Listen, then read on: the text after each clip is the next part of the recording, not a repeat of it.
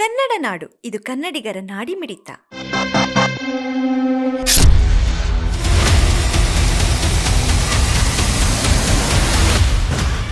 Sir, ಇತ್ತೀಚಿನ ದಿನಗಳಲ್ಲಿ ಆಂಧ್ರ ಗಡಿಭಾಗದಿಂದ ಬಂದ್ಮಳ್ಳ ಆಂಧ್ರ ಗಡಿಭಾಗದಿಂದ ದಿನನಿತ್ಯ ನೂರಾರು ವೆಹಿಕಲ್ಗಳು ಬರ್ತಾವೆ, ಲಾರಿಗಳು, ಟ್ಯಾಕ್ಟ್ರಿಗಳು. ಇದರಲ್ಲಿ ಸ್ಯಾಂಡು ಮತ್ತು ಬಿಂಚೆ ಮತ್ತು ಉಸುಗು, ಡಸ್ಟು, ಇನ್ನು ಹಲವಾರು ರೀತಿಯಲ್ಲಿ ಬಂದು ಕೆಲವೊಂದು ಕಾರ್ಖಾನೆಗಳಿಗೆ, ಜಿಂದಲಿಗೆ, ಕೆಲವೊಂದು ಸಂಬಂಧಪಟ್ಟ ಕಾರ್ಖಾನೆಗಳಿಗೆ ದಿನನಿತ್ಯ ವೆಹಿಕಲ್ ಅಡ್ಡಾಡ್ತಾ ಇದ್ದಾವೆ.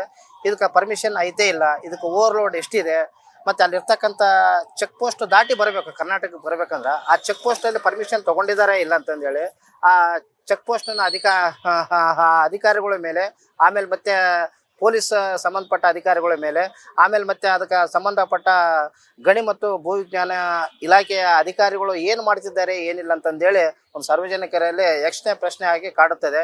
ಯಾಕಂದರೆ ಹೊಸದಾಗಿ SP ಮೇಡಮ್ ಅವರು ಬಂದಿದ್ದಾರೆ, ಈಗ ಇತ್ತೀಚೆಗೆ AC ಅವರು ಬಂದಿದ್ದಾರೆ. ತಮ್ಮ ಕಾರ್ಯ ಚಟುವಟಿಕೆಗಳಲ್ಲಿ ತಲ್ಲೀನ ಆಗಿದ್ದಾರೆ. ಇದು ನಿರಂತರವಾಗಿ ಕಂಟಿನ್ಯೂ ಆಗುತ್ತಾ, ಇಲ್ಲಪ್ಪ ಅಂದ್ರೆ ಕಣ್ಣು ಮುಚ್ಚಿ ಮತ್ತು ಸರ್ಕಾರಕ್ಕೆ ಕಣ್ಣು ಮುಚ್ಚಿ ಕೆಲಸವನ್ನು ಮಾಡ್ತಕ್ಕಂಥ ಕೆಲಸಗಳನ್ನೇ ನಡೀತೈತೆ ಅಂತೇಳಿ ಅನುಮಾನ ಆಗುತ್ತೆ. ಈ ಥರ ಮಾಡಿದ್ರೆ ಸರ್ಕಾರದ ಬೊಕ್ಕಸಕ್ಕೆ ಎಷ್ಟೋ ಲಕ್ಷಾನುಗಟ್ಟಲೆ ಲಾಸ್ ಆಗುತ್ತೆ. ಆ ಲಕ್ಷಾನುಗಟ್ಟಲೆ ಲಾಸ್ ಆಗಿರ್ತಕ್ಕಂಥ ಮತ್ತು ಇದಾಗ್ತಕ್ಕಂಥ ಹಣವನ್ನು ಮತ್ತೆ ಸರ್ಕಾರದ ಬೊಕ್ಕಸಕ್ಕೆ ತುಂಬಬೇಕು.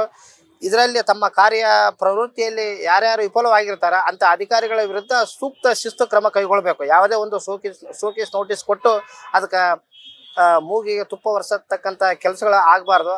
ಅಧಿಕಾರಿಗಳು ಯಾರೇ ಇದ್ದರೂ ಕೂಡ ಅವ್ರ ಮೇಲೆ ನಿರ್ದಿಷ್ಟ ಕ್ರಮ ಕೈಗೊಳ್ಳಬೇಕು. ಮತ್ತು ಇದಕ್ಕೆ ಏನೋ ಲಾರಿಗಳು ಏನಿರ್ತಾವಲ್ಲ, ಅದು ಎಷ್ಟು ಟ್ಯಾಕ್ಸ್ ಬರುತ್ತೆ ಅಷ್ಟು ಟ್ಯಾಕ್ಸ್ ಕಟ್ಟಿಕೊಂಡು ಅವ್ರಿಗೆ ಫೈನ್ ಹಾಕಿ ಮುಂದಿನ ದಿನಗಳಲ್ಲಿ ಇಂಥ ಆಗದಂಗೆ ಕಟ್ಟುನಿಟ್ಟಾಗಿ ಕ್ರಮ ಕೈಗೊಳ್ಳಬೇಕಂತಂದೇಳಿ ನಾನು ಹೇಳ್ತೀನಿ. ಸಬ್ಸ್ಕ್ರೈಬ್ ಮಾಡಿಕೊಳ್ಳಲು ಕೂಡಲೇ ಪಕ್ಕದಲ್ಲಿ ಕಾಣುವ ಬೆಲ್ ಐಕಾನ್ ಕ್ಲಿಕ್ ಮಾಡಿ ನೋಟಿಫಿಕೇಶನ್ ಪಡೆಯಿರಿ.